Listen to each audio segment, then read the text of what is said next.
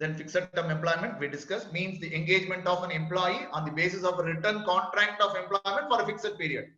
Whatever, I think the period can be determined by the parties concerned, the management and the individual. Then who is a gig worker? I think we discussed on this.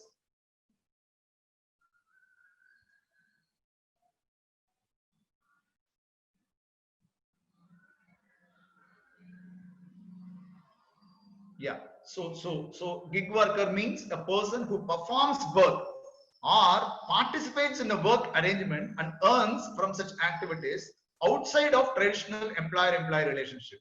That is how it is defined. Again, the home-based worker, he is a person, he will work from his home or from other premises of his choice.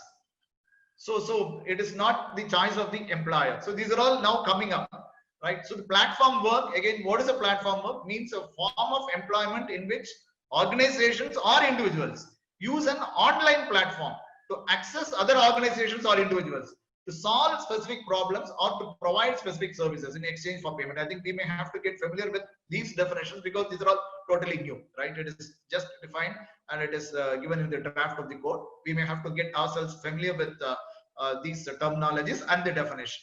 Then self-employed worker means one who engages himself in any occupation in an unorganized sector subject to monthly earning of an amount as notified or holds cultivable land subject to such ceiling as can be prescribed. So we may have to wait for the notification. The government may prescribe some amount. So less than that amount, if that person is drawing, then that person can be considered as unorganized, working in the unorganized sector, so that that person will become a self-employed worker.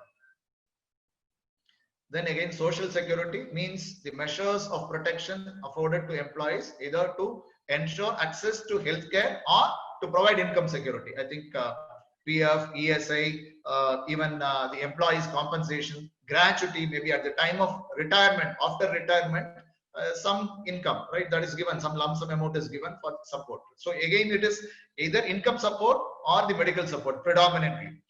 Then unorganized sector. So what is unorganized sector? Means an enterprise owned by individuals or self-employed workers and engaged in the production or sale of goods or providing service of any kind where the enterprise employs less than 10 people. So if there are less than 10 only, that enterprise will be considered as unorganized sector.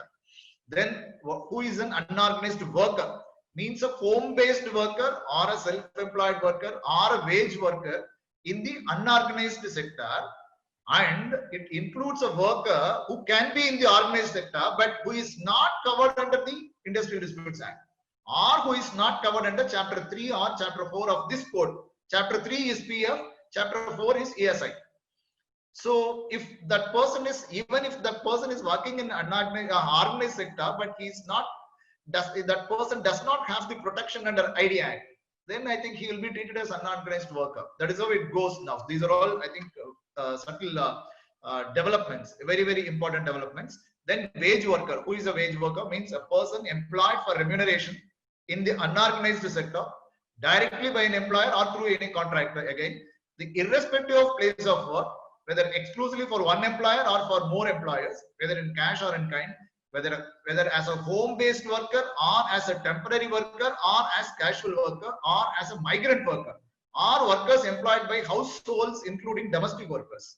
So again, with a monthly wage of an amount as may be notified. So we have to again wait for the notification for this ceiling. So if those people drawing less than the amount fixed, then those people will be considered as wage worker. Of course, they will become entitled for whatever social security. Maybe of course the schemes are yet to be framed.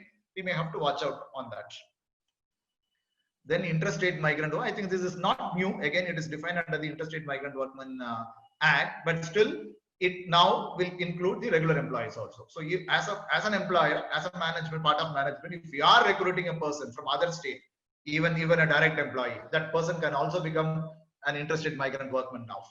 Then finally, the application of Aadhaar number. We discussed again section 143, establishment of identity of employees and his or her family members to avail benefits under the code through Aadhaar number, for which the Aadhaar is